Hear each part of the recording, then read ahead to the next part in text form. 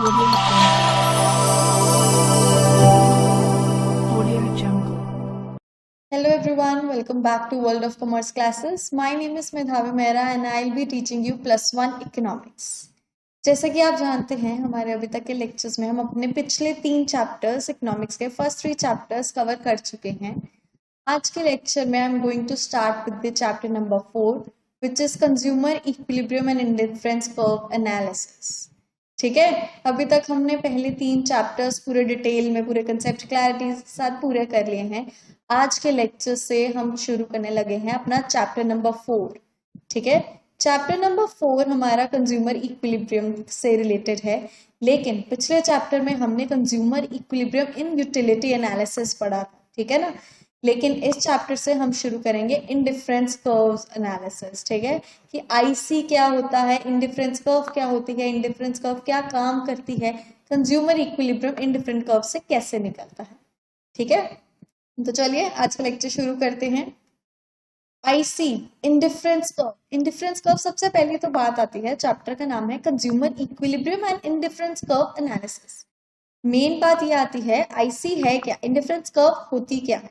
ठीक है, indifference curve को हम शॉर्ट में आईसी भी लिखते हैं. What is IC? IC analysis is different from utility analysis because in utility analysis it is based on cardinal measurement of utility 1 2 3 etc, whereas IC analysis is based on ordinal measurements. सबसे बड़ा difference क्या आया? उन्होंने कहा कि जो cardinal utility होती है, मतलब हमने पढ़ा था अपना cardinal utility and ordinal utility, remember? वो दोनों हमें पता है कि दोनों एक दूसरे से डिफरेंट है. ठीक है, अब चैप्टर 4 में वो क्या कह रहे हैं? वो कह रहे हैं indifference curve analysis consumer utility analysis से टोटली डिफरेंट है. ठीक है, कैसे डिफरेंट है? उन्होंने कहा क्योंकि यूटिलिटी एनालिसिस में, ठीक है, यानी पिछले चैप्टर में आपको याद होगा, पिछले चैप्टर में यूटिलिटी एनालिसिस पूरा का पूरा chapter was based on cardinal measurements. ठीक है, पूरे चैप्टर में हमने सारी यूटिलिटी कार्डिनल मेजरमेंट्स में पढ़ी है, यानी नंबर्स में अपनी यूटिलिटी मेजर की थी. ठीक है ना, यानी हमने यूटिल्स में मेजर किया था कि हमारी यूटिलिटी कैसी है, हमारी सेटिस्फैक्शन लेवल कैसी है. ठीक है, लेकिन इस चैप्टर से यानी इंडिफरेंस कर्व एनालिसिस चैप्टर से यानी 4th चैप्टर से we are going to use with ordinal measurement. ठीक है, ऑर्डिनल मेजरमेंट क्या थी? ऑर्डिनल मेजरमेंट्स थी जब हम कोई भी चीज यानी कोई भी अपनी यूटिलिटी या सेटिस्फैक्शन रैंक करते हैं, यानी ये बताते हैं कि वो हाई है या लो है, यानी हमें भूख ज्यादा लगी है या थोड़ी लगी है. ठीक है, जब हम रैंक्स में अपनी यूटिलिटी डिस्क्राइब करें उस वो आती है ऑर्डिनल मेजरमेंट. ठीक है, और अगर आपको याद हो ऑर्डिनल मेजरमेंट किसने दी थी? Ordinal measurement was given by J.R. Higgs. ठीक है, J.R. हिग्स ने हमें क्या दी थी? ऑर्डिनल मेजरमेंट का कंसेप्ट. और कार्डिनल मेजरमेंट्स का हमें कंसेप्ट किसने दिया था, किसी को याद है? कार्डिनल मेजरमेंट का कंसेप्ट हमें दिया था मार्शल ने. ठीक है, and ordinal measurement concept was given by J.R. Higgs. J.R. Higgs ने ये कहा था कि हम अपनी यूटिलिटी को यानी अपनी सेटिस्फैक्शन लेवल को नंबर्स में मेजर नहीं कर सकते, उसको मेजर करने के लिए हमें रैंक्स चाहिए. दैट मीन्स हम ये कह सकते हैं कि जैसे फॉर एग्जांपल एक चाय का कप है, हम ये नहीं कह सकते कि हमें 1 स्पून यूटिल की जरूरत है या 2 स्पून यूटिल की जरूरत है, लेकिन हम इस तरीके से कह सकते हैं कि हमें थोड़ी चाय पीनी है या ज्यादा पीनी है. ठीक है, तो हिग्स ने यही डिफाइन किया था कि यूटिलिटी जो होती है वो ऑर्डिनल मेजरमेंट में मेजर की जानी चाहिए. ठीक है ना, अब इंडिफरेंस कर्व है, इंडिफरेंस कर्व का पूरा चैप्टर किस पे बेस करेगा? आपका ऑर्डिनल मेजरमेंट पे. ठीक है, अभी तक हमने चैप्टर 3 में सारा कार्डिनल किया, वो सेपरेट रख दो. अब न्यू फ्रेश ब्रेन के साथ ये चैप्टर शुरू करो, क्योंकि इस चैप्टर्स में हम शुरू करने लगे हैं ऑर्डिनल मेजरमेंट. ठीक है, अब इस चैप्टर में आपको 1 2 3 रैंक्स नहीं मिलेंगे, अब सीधा आपको रैंक्स मिलेंगे, यानी हाई या लो इस तरीके से. ठीक है, अब हमें नंबर्स नहीं मिलेंगे. ठीक है ना, सबसे पहली बात, हमें सबसे मेन चीज तो पता है इकोनॉमिक्स है. ठीक है ना, इकोनॉमिक्स है और बिना अजम्पशंस के इकोनॉमिक्स चल जाए ऐसा तो हो ही नहीं सकता. इकोनॉमिक्स की कोई ऐसा कंसेप्ट ही नहीं है जिसका अजम्पशन आओ, है ना. ऑलमोस्ट हमने पढ़ा है, हमारे सारे कंसेप्ट्स की अजम्पशन होती है, इवन इकोनॉमिक्स खुद की भी अजम्पशंस होती है ना. वैसे ही अब नया चैप्टर पढ़ने लगे हैं, इंडिफरेंस कर्व पढ़ने लगे हैं. इंडिफरेंस कर्व की खुद की भी कुछ असम्पशंस होती हैं। इंडिफरेंस कर्व क्या होता है वो आगे एक्सप्लेन आपको मैं करती हूँ, लेकिन इंडिफरेंट कर्व्स की असम्पशंस क्या होती है, यानी अब इंडिफरेंस कर्व क्या अज्यूम करता है वो देखते हैं।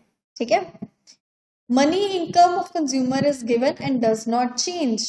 इसका मतलब वो कह रहा है मनी इनकम यानी जो कंज्यूमर की इनकम है वो चेंज नहीं होगी। ठीक है, इट डज नॉट चेंजेस, यानी इसमें अज्यूम करके चलेंगे कि जैसे फॉर एग्जांपल आपकी इनकम 10,000 दी है तो वो 10,000 ही रहेगी, वो चेंज नहीं होगी। ठीक है, यानी आपकी मनी इनकम क्या रहेगी, कांस्टेंट रहेगी, ये चेंज नहीं होगी।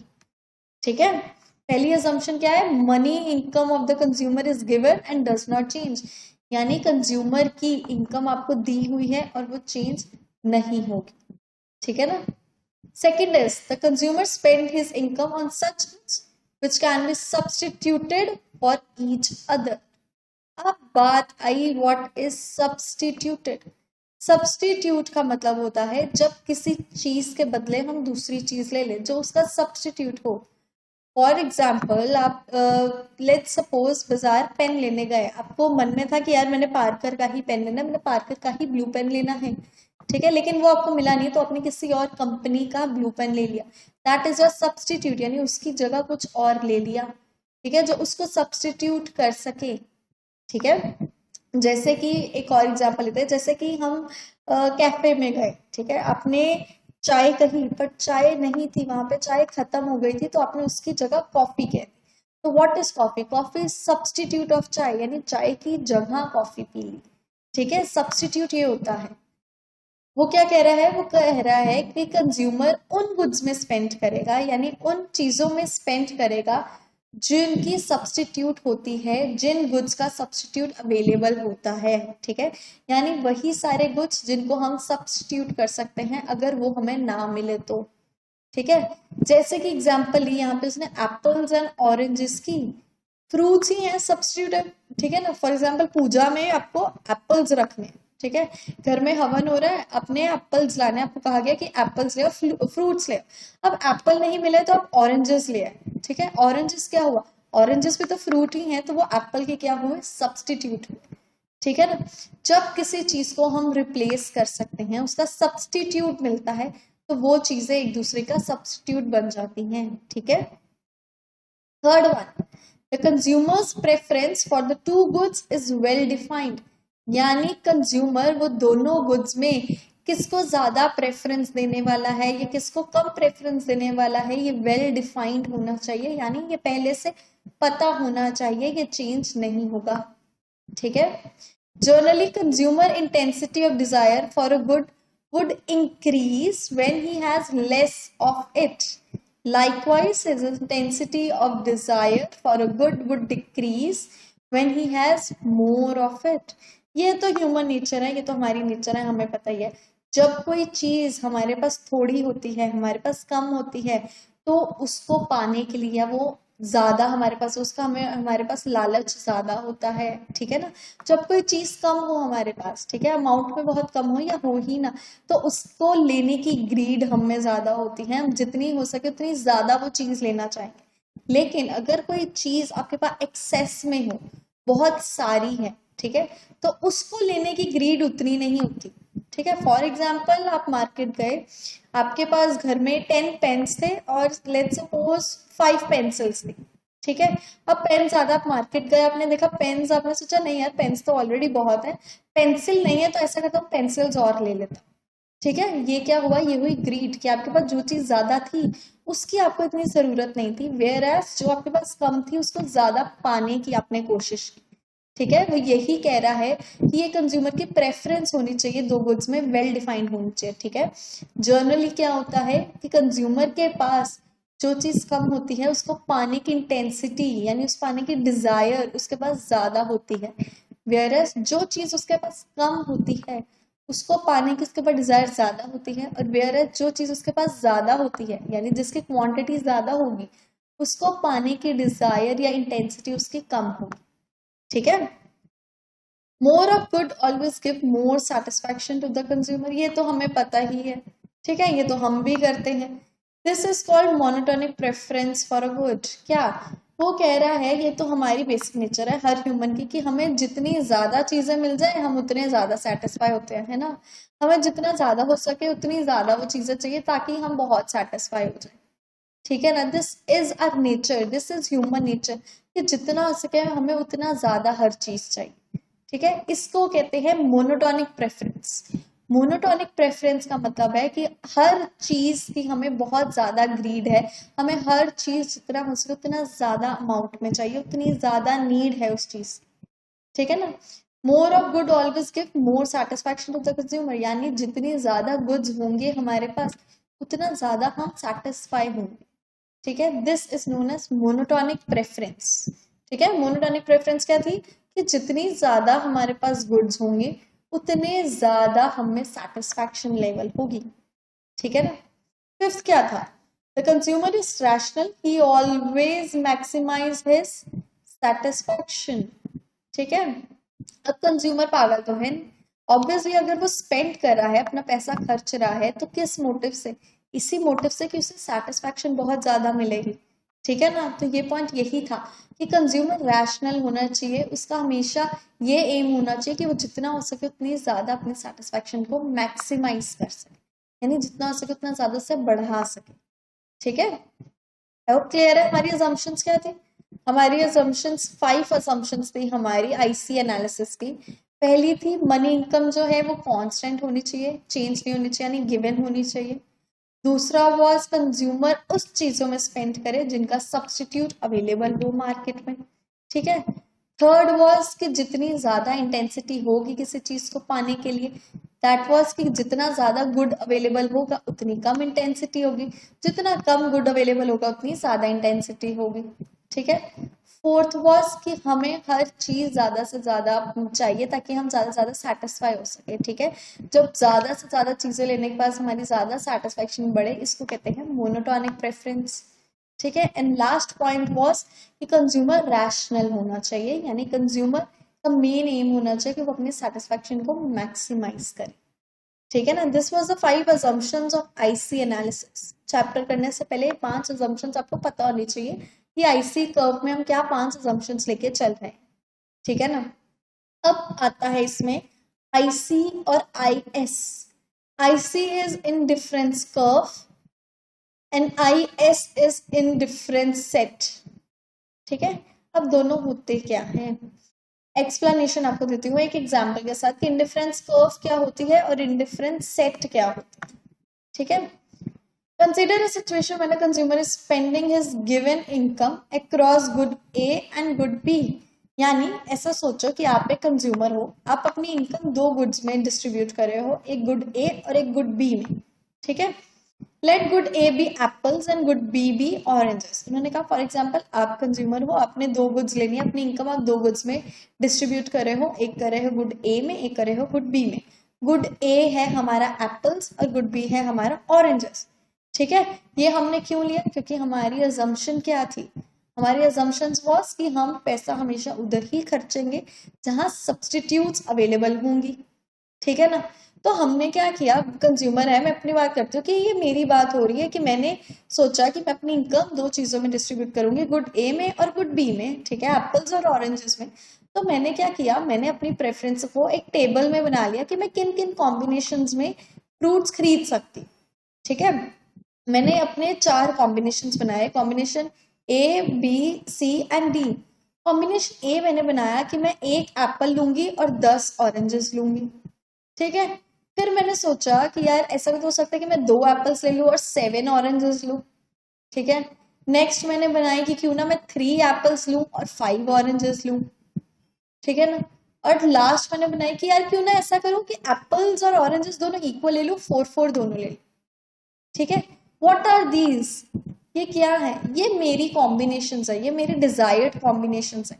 मैं इन 4 कॉम्बिनेशंस के अकॉर्डिंग अपने फ्रूट्स ले सकती हूँ, ये मेरी प्रेफरेंस शो कर रहे हैं, ठीक है, कि मैं इन ही 4 कॉम्बिनेशन में से कोई एक चूज करूंगी अपने फ्रूट्स बाय करने के, ठीक है। इस पूरे चार्ट में हमने क्या ऑब्जर्व किया, इस पूरे चार्ट में हमने ये ऑब्जर्व किया, combination A, B, C and D are specified by the consumer according to his scale of preference for the two goods. यानी मैं अगर अपनी बात करूं कि मैंने ये चार्ट अपने लिए रेडी किया है अपनी प्रेफरेंस डिस्क्राइब करते हुए कि मेरी दो गुड्स को लेने की यही प्रेफरेंस है, मैं सिर्फ इन्हीं चार कॉम्बिनेशंस में से किसी एक कॉम्बिनेशन को चूज करके अपने गुड्स बाय करूंगी। ठीक है, ये कंज्यूमर की प्रेफर्ड कॉम्बिनेशंस हैं। ठीक है ना।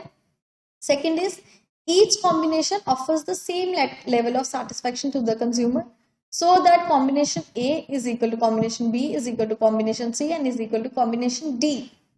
ठीक है, इसका क्या मतलब, इसका मतलब है कि सारी combinations equal number of satisfaction दे रही हैं कंज्यूमर कंज्यूमर को। ये सारे कंज्यूमर ने ये क्यों चार्ट बनाया है, क्योंकि इन सारी चार्ट्स में, इन सारी कॉम्बिनेशंस में कंज्यूमर को इक्वल लेवल ऑफ सेटिस्फैक्शन मिल रही है। अगर इक्वल लेवल ऑफ सेटिस्फैक्शन मिल ही रही है तो हम ये कह सकते हैं कि combination A is equal to combination B which is equal to combination C and that is equal to combination D. यानी ये सारे कॉम्बिनेशंस इक्वल हैं, यानी अगर मैं इनमें से कोई भी चूज करूं, यानी कोई भी एक कॉम्बिनेशन चूज करूं तो मेरा लेवल ऑफ सेटिस्फैक्शन सेम रहेगा। ठीक है, क्योंकि बाकी सबके कॉम्बिनेशंस के level of satisfaction is same. ठीक है ना। तो इसका क्या मतलब है, इसका मतलब है कि मैं इन चारों में से कोई भी एक कॉम्बिनेशन चूज करूं तो मेरा लेवल ऑफ सेटिस्फैक्शन क्या रहेगा, सेम रहेगा। क्यों, क्योंकि सारे कॉम्बिनेशंस मैंने इसी तरीके से बनाए हैं जिससे मेरी नीड, मेरी प्रेफरेंस फुलफिल हो। ठीक है ना। Third is as there is no difference among combination A B and C D, यानी ए बी और सी डी में कोई डिफरेंस है ही नहीं, हम ये कह सकते हैं the consumer is indifferent across these combination, together these combinations form an indifferent set of a consumer. अब मैंने आपको बोला कि ए बी सी डी सारे कॉम्बिनेशन सेम है, सारे इक्वल है। ठीक है, अब सारे सेम है, सारे इक्वल है, तो इसका मतलब है जो कंज्यूमर है वो इनडिफरेंट था। इनडिफरेंट का मतलब है वो उसने किसी के साथ भी भेदभाव नहीं किया, उसने अपनी सारी कॉम्बिनेशन इस तरीके से डिस्क्राइब की कि वो जिसको भी चूज करे उसके साथ वो बहुत ज्यादा सेटिस्फाई हो जाएगा। ठीक है, इस सब को जब हम इन सब कॉम्बिनेशंस को इकट्ठे पढ़ते हैं, इकट्ठे देखते हैं, तो इस टोटल को हम कहते हैं इनडिफरेंट सेट। ठीक है, इनडिफरेंट सेट का मतलब कॉम्बिनेशन ऑफ वेरियस, क्या कहते हैं इसको, सॉरी, इनडिफरेंट सेट होता है हमारा कॉम्बिनेशंस ऑफ वेरियस प्रोडक्ट्स, यानी हम दो जो चीजें लेने जा रहे हैं अपनी, उनके वेरियस कॉम्बिनेशंस को जब हम एक साथ पढ़ते हैं, एक साथ देखते हैं, तो इसको हम कहते हैं इनडिफरेंट सेट।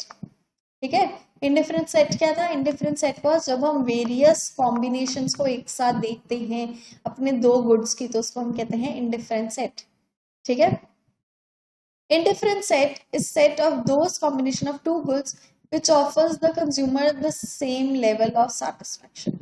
indifferent set होता है set of those combination, यानी दो चीजों का, two goods का, दो चीजों का ऐसा कॉम्बिनेशन जो एक कंज्यूमर को सेम लेवल ऑफ सेटिस्फैक्शन देता है। ठीक है, यानी ऐसे कॉम्बिनेशन गुड्स के जो एक कंज्यूमर को सेम लेवल ऑफ सेटिस्फैक्शन देगा। ठीक है, that is known as indifferent set, so that the consumer is different across all the combination and his indifferent set, that means consumer का indifferent है across, यानी उसके सारे combinations उसने सोच समझ के बनाए हैं, सबसे उसकी satisfaction same है, इसीलिए जो consumer होगा वो indifferent होगा। indifferent means किसी के साथ उसने भेदभाव नहीं किया, जिसके कारण ये combinations क्या बनाएंगे, ये बनाएंगे indifferent set। ठीक है, indifferent set क्या था, indifferent set was set where we see the combination of two goods, यानी वो जगह जहां पे हम अपने दो goods के various combinations को इकट्ठे देखते हैं, that is known as indifferent set। ठीक है, indifferent set की diagrammatic representation है। what is indifferent set? अब आप देख सकते हैं एक तरफ है x एक्सिस, एक तरफ है y एक्सिस। ठीक है, जैसे कि आप देख सकते हैं X axis and Y axis पे मैंने कुछ कॉम्बिनेशन बनाए हैं, कुछ नहीं है, प्लीज इग्नोर दिस। ठीक है, हमने क्या किया, अब इसमें जो हमारे कॉम्बिनेशंस थे, combination A B C D, जो मैंने अपने कॉम्बिनेशन बनाए, जो मैंने प्रेफरेंसेस बनाए एप्पल्स एंड ऑरेंजेस के। ठीक है, जो मैंने अपने दो चूज किए थे एलिमेंट्स, ठीक है, उनके जो मैंने कॉम्बिनेशन बनाए थे ए बी सी डी, उन्हें मैंने एक ग्राफ में रिप्रेजेंट किया, ठीक है, कि जब मैंने इतने एप्पल्स लिए तो मैंने इतने ऑरेंजेस लिए थे, फिर मैंने एप्पल्स कम कर दिए और ऑरेंजेस बढ़ा दिए, ठीक है, ये मेरे डिफरेंट सेट हैं जो मैंने बनाए। जब इन सेट को हम एक ग्राफ पे शो करते हैं उसको हम कहते हैं आईसी, ठीक है। जैसे आपको पिछला याद होगा जब हमने यूटिलिटी एनालिसिस किया था, तो हमने यूटिलिटी एनालिसिस में क्या देखा था, marginal utility curve was like this, straight line downward sloping, ठीक है। आईसी ध्यान से देखो, आईसी इज कनकेव, ठीक है, ये झुकी हुई है, ये कर्व शेप में है, this is IC. IC is a line or you can say is a graph which shows various combinations of indifferent set, ठीक है, यानी indifferent set के जो combinations थे जब उन्हें हम diagrammatically represent करें तो those lines, these blue line, this is, जब उन्हें हम diagrammatically represent करते हैं तो वो जो कर्व बनाते हैं that is known as indifference curve, ठीक है, यानी आई जब indifferent सेट के कॉम्बिनेशंस हमें कर्व पे ड्रॉ करें, जो कर्व पे रिप्रेजेंट करें अपने डिफरेंट कॉम्बिनेशंस को, उस कर्व को कहते हैं इंडिफरेंस कर्व, ठीक है। और इंडिफरेंट सेट तो हमें पता है क्या हो गया, indifferent set is various combination, जब अलग अलग कॉम्बिनेशंस को हम शो करें दैट इज इंडिफरेंट सेट, ठीक है। Each point on the curve shows one combination of two goods, यानी आप देख सकते हैं एक कोई भी पॉइंट एक ग्राफ पे एक कर्व पे शो करा है डिफरेंट सेट के, हमने कितने एप्पल्स लिए कितने ऑरेंजेस लिए, ठीक है ना। Since each combination differs the same level of satisfaction to a consumer, this curve is known as indifference curve, ठीक है, उन्होंने इंग्लिश के साथ प्ले किया इसमें, उन्होंने कहा क्योंकि कंज्यूमर खुद कह रहा है कि मैं कोई भी कॉम्बिनेशन चूज करूं तो मुझे सेम लेवल ऑफ सेटिस्फैक्शन मिलेगी, तो इसमें तो कोई डिफरेंस ही नहीं है, जब डिफरेंस ही नहीं है तो इसका नाम ही हम इनडिफरेंस रख देते हैं, दैट मीन्स जिसमें डिफरेंस ही ना हो, ठीक है। यानी कंज्यूमर जब कह रहा है कि मेरा लेवल ऑफ सेटिस्फेक्शन की मतलब ए बी सी डी में आंखें बंद करता हूँ, मेरे लिए कोई भी आप कॉम्बिनेशन चूज कर दो, जो भी कॉम्बिनेशन चूज करोगे मुझे तो इक्वल लेवल की सेटिस्फेक्शन मिलेगी, मुझे कोई डिफरेंस नहीं पड़ेगा। अब इकोनॉमिक्स में कहा अगर तुझे डिफरेंस पड़ेगा ही नहीं तो फिर यानी इसको हम इनडिफरेंस कह देते हैं, यानी जिससे फर्क ही नहीं पड़ता, तो इस कर्व को ही हम नाम दे देते हैं इनडिफरेंस कर्व। इनडिफरेंस कर्व का मतलब है जिसपे ऐसे कॉम्बिनेशन शो किए जाएं जिनमें से आप कोई भी चूज करें तो आपको सेम लेवल ऑफ सेटिस्फैक्शन मिले, ठीक है ना, यानी इन्होंने यहाँ वर्ड प्ले किया। इनडिफरेंस कर्व का मतलब समझ लगा, इनडिफरेंस कर्व का मतलब है वो कर्व जहां पे वो कॉम्बिनेशन शो किए जाएं जिनमें कोई भी डिफरेंस ना हो, ठीक है, जहाँ पे कोई भी फर्क ना हो, जहाँ पे कंज्यूमर को सेम लेवल ऑफ सेटिस्फैक्शन मिले, that is known as indifference curve, ठीक है। इनडिफरेंस कर्व अब आपको इकोनॉमिक्स के टर्म में बताते हैं इनडिफरेंस कर्व होता है। Indifference curve is a diagrammatic representation of an indifferent set of a consumer. It shows different combinations of two commodities offering the same level of satisfaction to the consumer. यानी indifference curve एक diagrammatic representation होती है, यानी indifferent set हमारा हम show करते हैं table बना के, indifferent curve होती है जो हम डायग्रामेटिकली रिप्रेजेंट करते हैं अपने इंडिफरेंट सेट को। जब इंडिफरेंट सेट को डायग्रामेटिकली रिप्रेजेंट किया जाए उसे इंडिफरेंस कर्व कहते हैं, ठीक है। इंडिफरेंस कर्व क्या शो करता है, इंडिफरेंट कर्व अलग अलग कॉम्बिनेशंस शो करता है दो कमोडिटीज की जो एक कंज्यूमर को सेम लेवल ऑफ सेटिस्फेक्शन दे रही है, यानी ऐसे दो प्रोडक्ट्स जिनकी जब कंज्यूमर ने कॉम्बिनेशंस बनाए तो वो जो भी चूज करेगा उसे सेम लेवल ऑफ सेटिस्फेक्शन मिलेगी, ठीक है। That is known as indifference curve, ठीक है। indifference curve क्या हुआ, diagrammatic representation of indifferent set, indifferent set को जब diagrammatically represent करेंगे उसको हम कहेंगे indifference curve, ठीक है। I hope मैं clear हूँ what is indifference curve। आगे चलते हैं, features and properties of indifference curve. अब हमने पढ़ लिया इंडिफरेंस कर्व क्या होता है। अब इंडिफरेंस कर्व के कोई फीचर्स भी तो होंगी, कोई प्रॉपर्टीज भी तो होगी। हमने शेप भी देखी है इंडिफरेंस कर्व की, ठीक है। मार्जिनल यूटिलिटी की भी देखते थे। मार्जिनल यूटिलिटी की शेप कुछ ऐसी होती थी, straight line downward sloping. Downward sloping क्या था, वो उसका फीचर था कि वो हमेशा डाउनवर्ड स्लोपिंग होती है, ठीक है। अब इंडिफरेंस कर्व की क्या फीचर है या उसकी क्या प्रॉपर्टी है, ठीक है। पहली है आईसी स्लोप्स डाउनवर्ड, यानी ये भी सेम आईसी भी डाउनवर्ड स्लोप होती है। पर ऐसा क्यों होता है, पढ़ते हैं। IC slopes downward from left to right, it means that IC has a negative slope. It implies that if the consumer decides to have more of one good, he must have less of the other good.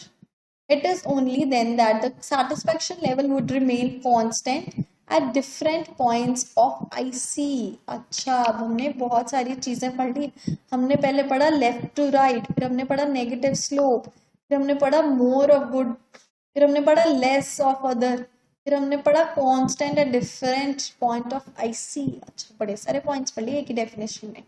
अब पहला देखते हैं, left to right, that was IC slopes downward, यानी IC इस तरीके से downward sloping तो होती है, लेकिन कहाँ से डाउनवर्ड स्लोपिंग होती है, यहाँ लेफ्ट से। देखिए लेफ्ट से ये डाउनवर्ड स्लोप आती है राइट को, ठीक है। इट इज डाउनवर्ड स्लोपिंग, यानी ये नीचे की तरफ झुकी हुई होती है, ठीक है। दूसरा पॉइंट था नेगेटिव स्लोप। अब ऑब्वियसली है ना, मार्जिनल यूटिलिटी भी पढ़ी थी, डाउनवर्ड स्लोपिंग मतलब नेगेटिव स्लोप।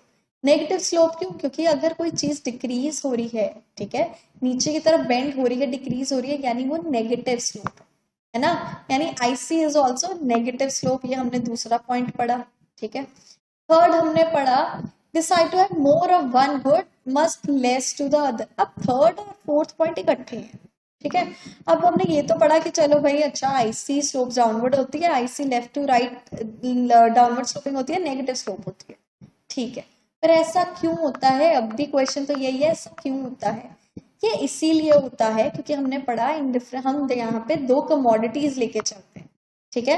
अब कंज्यूमर अगर एक कमोडिटी ज्यादा लेना चाहता है तो उसे दूसरी कमोडिटी कम करनी ही पड़ेगी, ताकि वो अपना सेटिस्फैक्शन लेवल मेंटेन कर सके, ठीक है।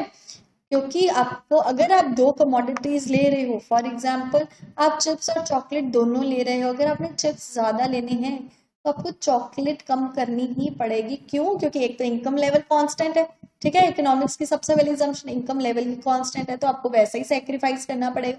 दूसरा, अपनी सेटिस्फैक्शन मेंटेन रखने के लिए आपको दोनों में से कम ज्यादा चीजें करनी ही पड़ेंगी, ठीक है।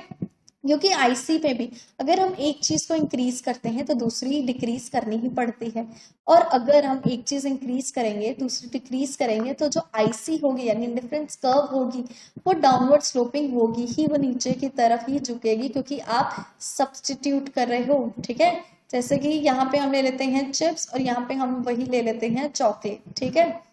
आपने सोचा मैं 5 चिप्स के पैकेट लेता हूँ और ऐसा करता हूँ 2 चॉकलेट्स ले लेता हूँ, आपके पास इनकम लेवल उतनी ही है। फिर आपने सोचा नहीं यार मुझे चॉकलेट ज्यादा चाहिए, मैं चाहता हूँ कि मैं 3 चॉकलेट्स लूँ।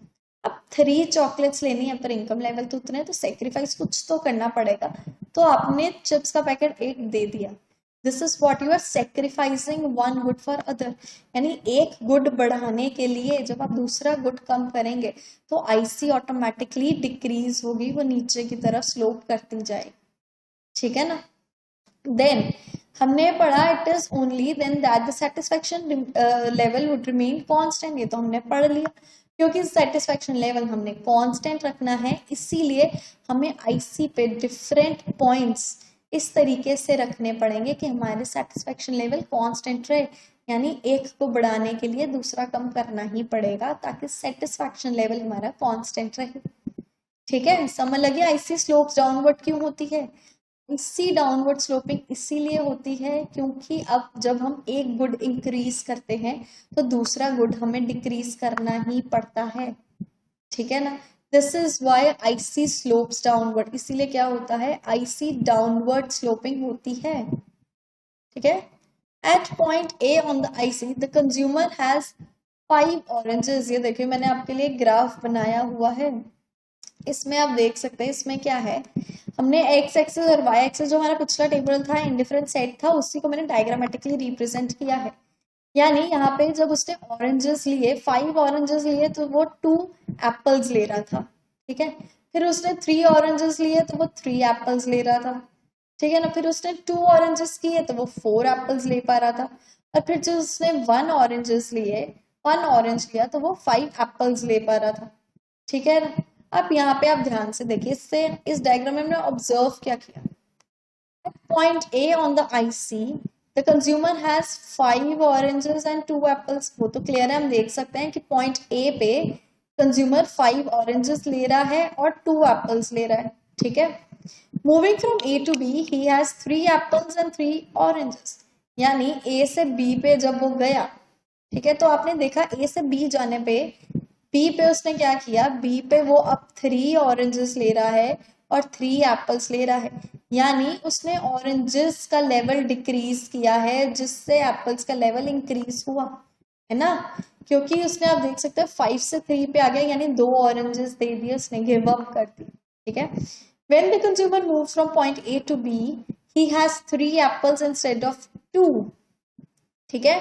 यानी जब वो ए से बी पे गया तो उसके एप्पल्स जो पहले 2 थे अब हो गए 3, ठीक है ना। His satisfaction level from apple must rise। इसका मतलब अगर कंज्यूमर एप्पल्स में ज्यादा खर्चा कर रहा है दैट मीन्स एप्पल उसे ज्यादा सेटिस्फेक्शन दे रहे हैं, है ना। अब हम किसी चीज में ज्यादा खर्चा क्यों करेंगे, तभी करेंगे जब वो चीज हमें ज्यादा सेटिस्फेक्शन देगी, ठीक है ना। Since A is equal to B, क्योंकि ए बी के इक्वल है, क्योंकि सेटिस्फेक्शन लेवल तो दोनों को सेम मिल रहा है, तो ए बी के इक्वल होगा नो मैटर क्वांटिटीज डिफर करती हैं लेकिन सेटिस्फेक्शन लेवल सेम है, then A is equal to B, ठीक है ना। We must consume less of oranges so that rise in satisfaction level of counterbalanced by the fall in the satisfaction level। इस line का मतलब है, उसने कहा क्योंकि सेटिस्फेक्शन लेवल सेम है, ठीक है, उसके कारण अगर हमें एप्पल से ज्यादा सेटिस्फेक्शन मिल रही है और ऑरेंज से सेटिस्फेक्शन कम हो रही है, तो इसको बैलेंस करने के लिए हमें ऑरेंजेस को कम करना पड़ेगा और एप्पल्स को इंक्रीज करना पड़ेगा, ताकि ऑरेंज से जो हमारी सेटिस्फेक्शन डिक्रीज हो रही है और जो एप्पल से हमारी सेटिस्फेक्शन इंक्रीज हो रही है ये आपस में मेंटेन रहे, ठीक है, ये बैलेंस बना के रखें, ठीक है ना। इसी के लिए जो कंज्यूमर होता है वो डिफरेंट कॉम्बिनेशंस बनाता है ताकि वो चूज कर सके कि वो जौन सा भी कॉम्बिनेशन चूज करे उससे सेम लेवल ऑफ सेटिस्फेक्शन मिले, ठीक है ना। आई होप क्लियर है। आज हम बस इतना ही करते हैं क्योंकि आज हैवी टॉपिक है, आज एक न्यू टॉपिक है, उसको समझने में थोड़ा टाइम भी लगेगा, उसको समझने में, कंसेप्ट क्लैरिटी होने में भी। आज के लिए बस इतना ही करते हैं, रिकॉल करते हैं आज हमने क्या किया। आज हमने चैप्टर 4 स्टार्ट किया which was indifference curve. Indifference curve की सबसे पहले हमने ये पढ़ा कि इंडिफरेंस कर्व कि सारा चैप्टर अब हमारा किस पे बेसिस होगा, ऑर्डिनल मेजरमेंट पे बेस होगा, ठीक है। ऑर्डिनल मेजरमेंट क्या होता है, ऑर्डिनल मेजरमेंट मीन जब हम अपनी सेटिस्फेक्शन लेवल रैंक्स में मेजर करते हैं, जो हमें ये किसने दिया था, ये हमें इकोनॉमिक्स का रूल दिया था J.R. हिक्स ने, ठीक है। फिर हमने आईसी की कुछ अजम्पशंस पढ़ी। पहली हमने अजम्पशन पढ़ी कि इनकम लेवल जो है वो कांस्टेंट होना चाहिए। दूसरी, कंज्यूमर हमेशा उन्हीं चीजों में खर्चा करे जिनका सब्स्टिट्यूट अवेलेबल है, ठीक है। थर्ड वन की कंज्यूमर की प्रेफरेंस 2 गुड्स में वेल डिफाइंड होनी चाहिए, यानी अगर वो एक चीज को ज्यादा पाने के लिए चाह रहा है, यानी उसका डिजायर एक चीज को ज्यादा पाने का है तो दूसरी चीज को वो कम ही पाएगा, ठीक है ना। वो अपनी उसी अकॉर्डिंग सेटिस्फेक्शन को डिफाइन करेगा, ठीक है। थर्ड वर्स मोनोटोनिक प्रेफरेंस होती है। मोनोटोनिक प्रेफरेंस का मतलब होता है जितनी ज्यादा हमें गुड्स देते जाओ ज्यादा हमें सेटिस्फेक्शन होती जाएगी, ठीक है। एंड लास्ट वर्स कंज्यूमर रैशनल होना चाहिए, यानी कंज्यूमर की कोशिश हमेशा ये होनी चाहिए कि वो अपना जितना हो सके उतने ज्यादा सेटिस्फेक्शन लेवल अटेन कर सके, ठीक है ना। फिर हमने पढ़ा इंडिफरेंस सेट और इंडिफरेंस कर्व क्या होता है, ठीक है। इंडिफरेंस सेट हमने पहले पढ़ा। इंडिफरेंस सेट होता है जब हम अपने कोई भी 2 कमोडिटीज को टेबल फॉर्म में, उसके अलग अलग कॉम्बिनेशन को टेबल फॉर्म में डिस्क्राइब करें, that is known as indifference set. Indifference set means combination of different groups, यानी जब हम 2 गुड्स को अलग अलग कॉम्बिनेशन में बांटते हैं और उनको शो करते हैं एक टेबल में जो हमें इक्वल लेवल ऑफ सेटिस्फैक्शन देता है।